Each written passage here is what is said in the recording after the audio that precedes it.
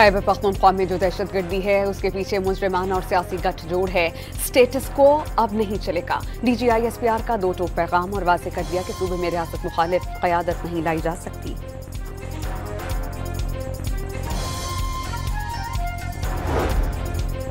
कोई समझता है कि उसकी सियासत और ज़ात मुल्क से बड़ी है तो यह कबूल नहीं। DGI-SPR का दो टोक मौक़िफ़ और वाज़ेह कर दिया कि 9 मई के घिनाव के किरदार अंजाम तक पहुँच रहे हैं।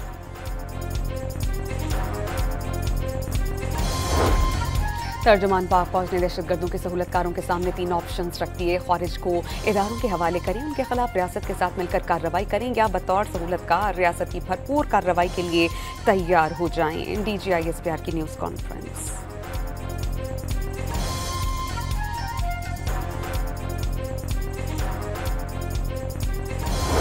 सिक्योरिटी फोर्सेस का औरत में ऑपरेशन, कर्नल और मेजर समेत 11 जवानों की शहादत में मुलविस 30 भारतीय स्पॉन्सर्ड फितनतुल खारिज दहशतगर्द हलाक।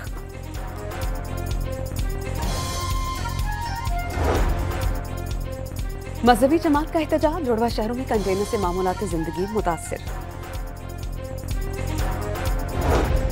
और जाम शोरों में पुलिस मुकाबला, कराची से नौजवान को कत्ल करके फरार होने वाले 4 मुलजिमान हलाक।